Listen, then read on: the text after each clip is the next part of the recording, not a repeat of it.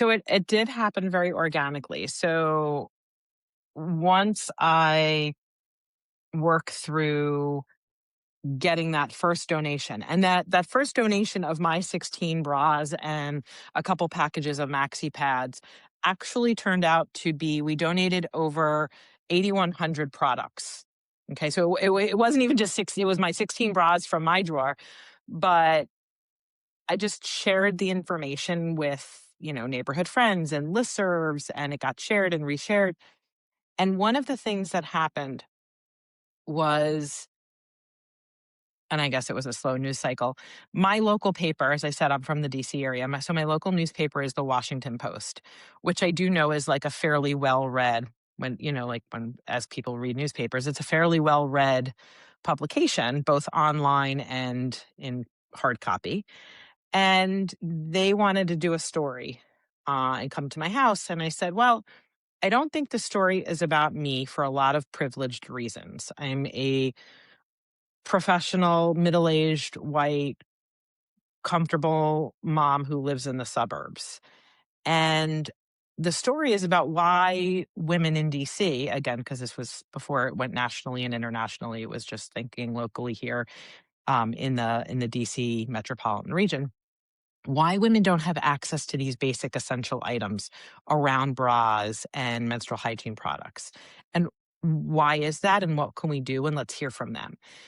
So I didn't want the interviews to be at my house. And then instead, when I reached back out to the shelter that I was working with to do this collection drive and said, there's a reporter at the Washington Post who would like to do this story. I think the story should be more on telling from your clients' voices, if there are folks that would like to share their story, and what the services that you provide are. And they can talk about, sure, here's 1,000 bras and 7,000, pads and tampons, but like, let's talk about the reality of why this is a need and what is happening here in our society.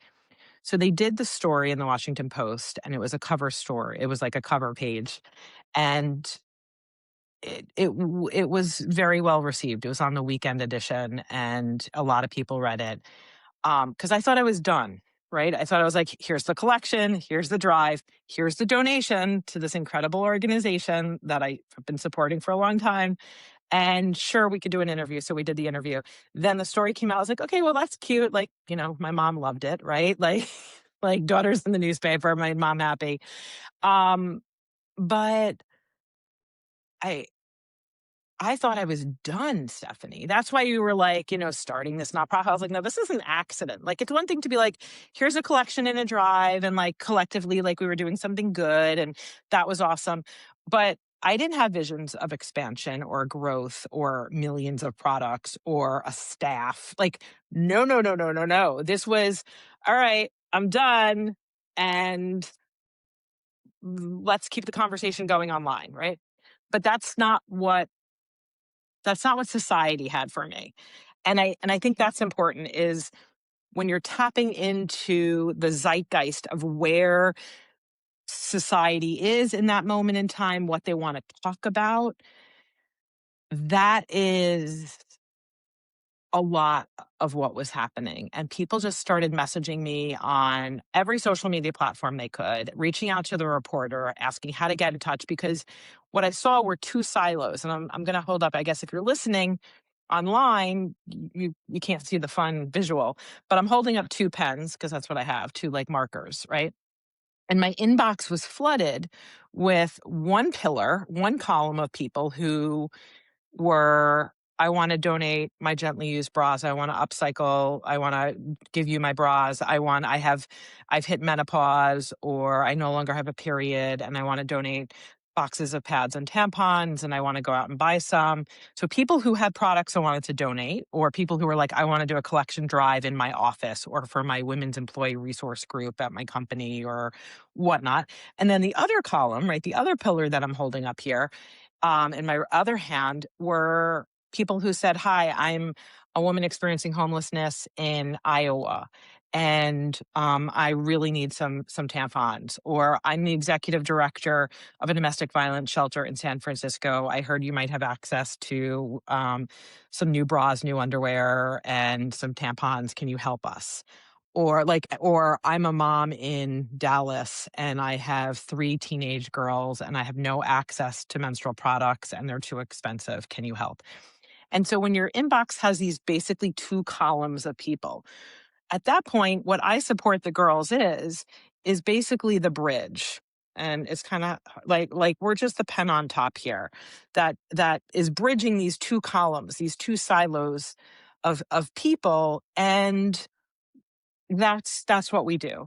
Um, but I didn't do it alone. I didn't do it in a said silo. I had incredible family and friends who are much smarter than me, and we strategized and we had like a several day retreat where we were talking everything from nonprofit management to business strategy. And I had people come in the room who were PR professionals, marketing professionals, communication professionals, just business strategists, operation folks, and say, how can we expand this? And so there were a lot of people who said, I want to bring your project to my town. I was like, okay, really? Like that, I didn't think it moved people in that way, but I was like, so I wound up early on putting together like a tips and tricks guide. And I'm also nerdy, right? So now you can decide if you would want to be friends with me from 20 years ago. But um I wound up running a couple pilot studies from people who had read the article and said, I want to bring this to my town. So I sent them like suggested tips, tricks, things to avoid, et cetera, so that it's the most successful drive it could be. Please let me know. Let's chat. And I had people also send me their resumes, like, because it was like hundreds of people. And I was like cruising through people's resumes just to host a drive. I mean, it was a little ballsy. It was probably a little weird, but like I didn't know what I was doing. So like mea culpa. And I wound up cherry picking a couple really incredible humans and having calls with them and saying, "Okay, let's figure this out." They did these drives and each one was more successful than the next. And they like of people donating gently used clean wash bras, of sealed menstrual hygiene products, etc. And so that's how this really blossomed and expanded. First of all, I'm gonna tell you right now, Dana, we are definitely best friends for life. And yes, I would have loved to have met you 20 years ago because everything you just described is my exact experience when I was starting my nonprofit. Like, we did a fundraiser one year, it caught on. I thought after the first fundraiser, like you, I was done, but people kept contacting me, and then the news got involved. And this, like, by the way, was before social media and even like, YouTube and things. So the fact that people were even finding out about us was amazing. And That's then they awesome. came to me and they wanted to do their own bowling for boobies in other cities. So, like you, I I put love together it. a little tip sheet